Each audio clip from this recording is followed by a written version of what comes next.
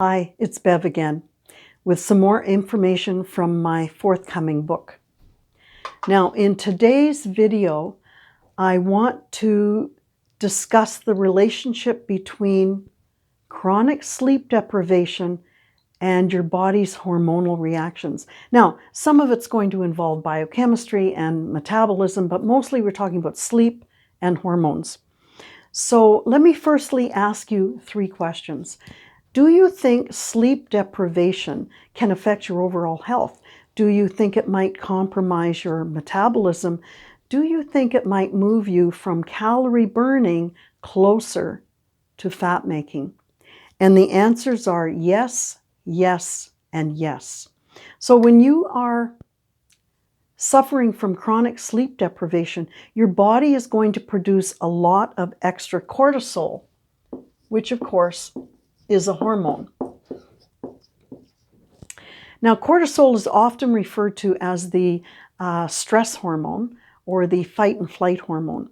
And in ancestral days, when we were chasing our prey, or sometimes the prey was chasing us, we relied on a lot of cortisol.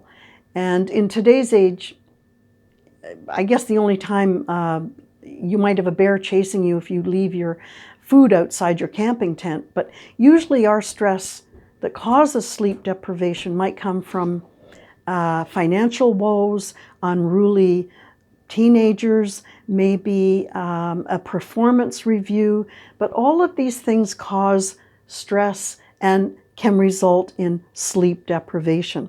So, cortisol is,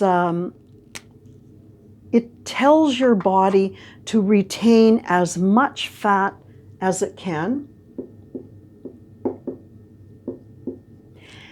and at the same time to release as little fat as it can. So this is kind of similar to a lower calorie burning ability. So cortisol is very powerful. You could almost call it an influencer because it will get involved with some other hormones as well. So I think one of the best analogies I'm thinking that I could use is to make cortisol the driver of a bus that's pulling a trailer. Got a lot of empty seats, a lot of space in the trailer. And it's going to travel around a pathway in your body. So let's have cortisol drive to the first bus stop. So he arrives there and he sees a bunch of people. And he says, well, who are you? Are you hormones? Oh, no. We're enzymes. We speed up chemical reactions. So cortisol says, well, what kind of chemical reactions do you speed up? Oh, well, some of us speed up fat making, and some of us speed up fat releasing. So cortisol says, oh, okay, all you fat-making enzymes, get on the bus. I have tons of space for you, lots of empty seats. But you guys that release fat, no, I don't want you on the bus. I have no seats for you. You're going to have to wait for another bus. Okay, so fat-releasing enzymes don't get on the bus, and all of the fat-making enzymes jump on. So the bus, cortisol, continues on to the next stop, and he sees some other people. And he asks them who they are. Insulin. And insulin says, we are metabolic hormones like you. We can affect fat making and we can affect calorie burning. So cortisol says, oh, you make fat or you calorie burn? Well, you know what? I only want you to be fat making. Then I'll give you a seat on the bus. Insulin, yep, that's good with us. And they go to get on. He said, well, what's in your hand? What's that luggage? Oh, that's the extra fat we made. Oh, no problem, cortisol says. Go down there and put it in the trailer I'm pulling. And after you do that, then come on and get a seat on the bus. Because that fat is going to be stored in one place. So when I drive past the waistline, that's where I'm dumping all that stuff in the trailer. Oh, all right. Insulin gets on. Bus travels to the next stop. And there are two different sets of people waiting there. One of them has red coats and one of them has blue coats. So cortisol says, well, to the red coats, who are you? Well, we're leptin. We are a hormone like you, but we're not a metabolic hormone. We're a signaling hormone. Oh, cortisol says, well, what do you signal? Leptin said, well, I signal when the body is full. Cortisol, well, I don't want that. If you're telling the body it's full, that will mean fat making is down, and that's not my job. I want fat and I want to retain fat. I love fat. So I don't want leptin. Who are you other guys with the blue coats? Well, we're called Grillin. And we're a signaling hormone as well. So cortisol, well, what do you signal? Well, we signal the hunger signal. Oh, that's fantastic, because that means fat making will be very important. It'll be up. So I want all you Gremlin guys on the bus. I have lots of empty seats for you. But Gremlin says, no, no, no. This is a problem because we are opposing hormones. We actually usually travel together so that when fat making is up, sometimes fat making is down, but we kind of complement each other. So we'd like to all get on the bus. No, I'm only taking Gremlin. I'll take a few leptin if you feel lonely, but I'm not going to take very many leptin.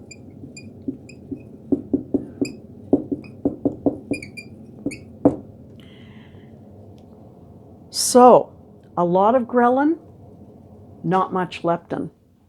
A lot of fat making and not much fat making disappearing. Now, before we move on, let me talk about a baby. You know, you have a baby in a high chair and you're feeding a baby, feeding the baby, and then the baby spits it out. That's because the baby's leptin sensitivity is working perfectly. It hears the signal, I'm full, and it acts on the signal, I'm full. Don't try to force feed a baby. They hear their body's hormones. They know when they're hungry, they know when they're full. Us, we've got all this mess going on.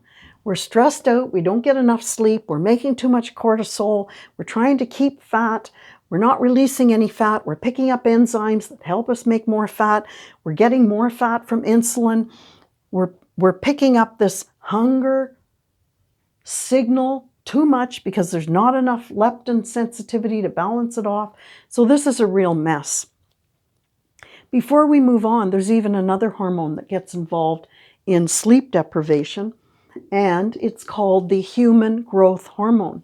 Now, you may think that as an adult, you don't need the human growth hormone. I mean, we're not growing up, are we? We may be growing out, but we're not growing up. But indeed, you do need the human growth hormone. Now, unfortunately, it does fall a bit after you get into your 40s. But why do we need it? Okay, when you're sleeping, you still need energy. Your body needs energy 24 hours a day. Presumably, you're not getting up in the middle of the night to eat. So your body has to get its energy from somewhere. And the human growth hormone will release an energy source while you're sleeping. So, is this a metabolic hormone? You betcha. Insulin, cortisol, and the human growth hormone all affect calorie burning and fat making. So, the human growth hormone, in terms of fat making and calorie burning. It is calorie burning and it's kind of not fat making. So if you don't get enough sleep, you're losing less HGS. You're losing more HGS. So we've got a lot of fat going on over here and less calorie burning going on over here. So this is a bit of a problem. Now, you have to get a hold of your sleep patterns. You don't want to continue to make this kind of fat, especially given that it's going to the waistline. Now, how can you avoid this mess? First of all, you should be sleeping at least 7 hours a night. I mean, there are outliers. I'm sure you know some. I know some. They sleep 4 or 5 hours. They've been doing it all their lives. They seem quite healthy. But as I say, they're outliers. You and I, we need at least 7 hours. So you have to be persistent. You can't change these kinds of patterns in 1 or 2 days. It may take you a few weeks. Your body has to catch up. It has to learn to sleep 7 hours. So what would I say? Go to bed at the same time, get up at the same time. I know. You know, you can be out partying and then you don't really feel like getting up at the same, early in the morning, right? But you should. You should always get up at the same time and always try to go to bed at the same time. Maybe do a little bit of, you could have a couple of naps in the day to make up for that. But before you go to bed, try and do maybe 10, 20 minutes of light reading. First of all, I would say I have no sympathy for you if you have your TV in your bedroom, if you're on your computer, your iPad, or your cell phone. Those are brain stimulations. And even people with concussions are told not to be on computers. So you can't really fall into a good sleep when your brain is stimulated. What I would say, you could try meditation for an hour before you go to bed. If you have to get up in the middle of the night, I'm 72, I've got to get up in the middle of the night to go to the washroom. If you get up in the middle of the night and then you can't go back to sleep, there's a way maybe of flipping the switch a little bit. You can read for 10 or 20 minutes, light reading, and you can even do it in a nice comfy chair. And what it does is kind of changes the subject in your mind. It relaxes you a little bit. So you're not thinking, at 3 o'clock in the morning, you're looking at the clock and you're like, oh, it's 3 o'clock and I got to get up at 6 and I have a meeting at 8:30. Oh my God, I've only got 3 more hours left. This is difficult. So you have to try ways of relaxing yourself in the middle of the night. Now, there is quite a natural hormone. You can buy it. It's not a prescription hormone. It's made by your pineal gland, so it's not, abnormal for your body, as I say.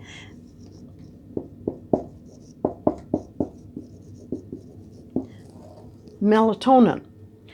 Now, some people take that so that they sleep better on airplanes. Now, it never worked for me. It does work for my husband. So it is something that you could try.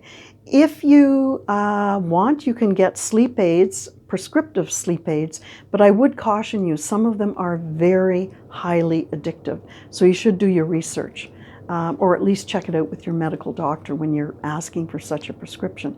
So what I want you to do, get a hold of your sleep patterns so that you can control your hormones, especially this guy who loves fat. Okay? So thanks for listening, and I hope to see you in some other seminars. I'm hoping to do 1 seminar a week. I am a skier. I like to get out 2-3 days a week. So wish me luck on that. Anyway, I'll see you later, and thanks for watching.